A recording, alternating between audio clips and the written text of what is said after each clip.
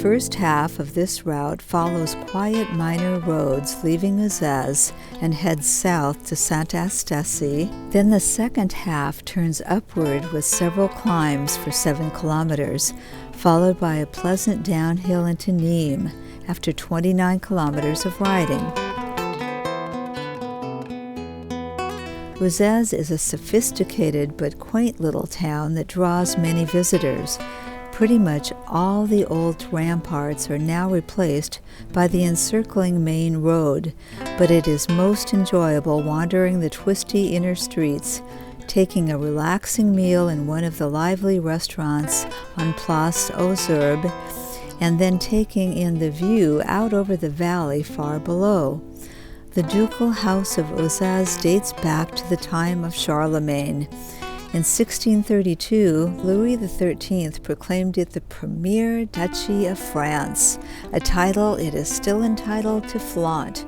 The family continues to inhabit this palace. We spent a wonderful evening in this wonderful little hilltop town, source of the spring that feeds an ancient Roman aqueduct and supplied Nîmes. We wind our way out of town on the tree-lined main road. At about a half kilometer, we turn off the main road and away from the palace. This is a quieter way down the hill. Basically, we are retracing our entrance, but it's much easier going downhill. When we reach the main road at the bottom of the hill, we cross carefully and continue on a quiet little path that avoids the busy traffic coming and going from Uzès. We turn left and join the paved D979 road for a bit. Soon we're back on a quiet little road past vineyards. The day is already heating up. What would a summer ride in Provence be without a field of sunflowers? We meet the D736A road, turning right. More vineyards and cicada serenade. As we near Aubarn, we pass this lovely church with its bell tower.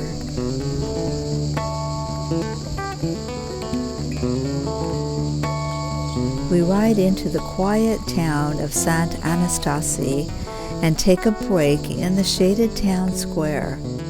The locals are busy with the mid-morning game of boule. This is time to hydrate before our first big climb of the day. We leave town on the D518, and just ahead is a bridge that takes us across the Gardon River, the same river that passes under the monumental Pont de Garde. The hill ahead is 1.5 kilometers long with an elevation gain of 75 meters and an average of 5%, with a steep section of 7% at the foot of the bridge. The reward for this hard work is a quiet road and a spectacular view of the Gardon River as we pass over on a bridge. This route is fairly quiet and a good back way into busy Nîmes. The second hill is nearly 3 kilometers long at 3.3%. On this hill, the road temperature soared up to 40 degrees Celsius or 105 degrees Fahrenheit. And we still have another kilometer to go until we reach the crest.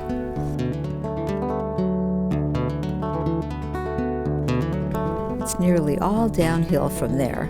We reach the busy 926, and after a dash across, we continue straight onto quiet little Chemin de Sorbier with its rock walls.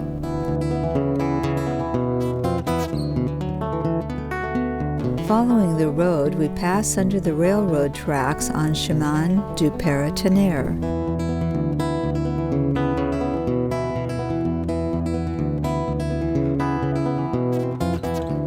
In another 300 meters is the D926, the highway that we've been avoiding all day. This time, it's our only choice, so we turn right, since it's the main road into Nîmes. It can be busy, but we hit it at a quiet time.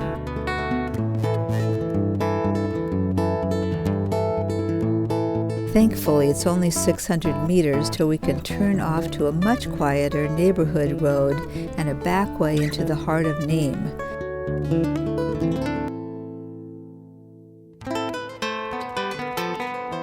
After a few twists and turns, we're nearly there. The neighborhood becomes the city center with traffic and stoplights.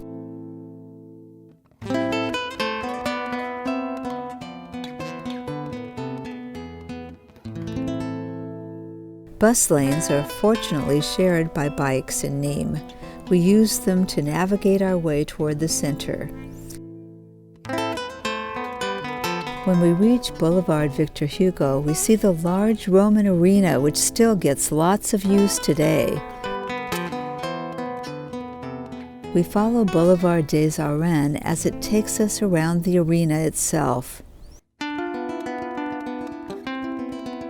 We're staying just across. Can't wait to explore.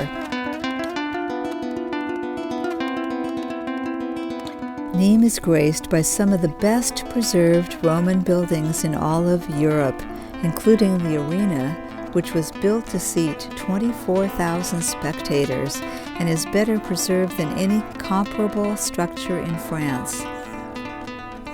The ancient city became Roman in 121 BC. The Romans discovered a gushing spring here and so founded the town. They settled veterans here from the Egyptian campaign, and the crocodile chained to a palm became their symbol of the conquest of Egypt and the Nile by Roman legionnaires. This insignia is all over the old town. It received its water from a Roman aqueduct system that included the Pont de Garde. In the 18th century, one of the greatest public gardens in Europe was created in Nîmes on the recently discovered ancient site. Jardin de la Fontaine is home to Nîmes' other important Roman relics, the Temple of Diane and the Tour Magna, the largest of the many towers that studded the city's 7-kilometer-long Roman ramparts. Along with the ancient sites are some lovely pedestrianized areas perfect for strolling.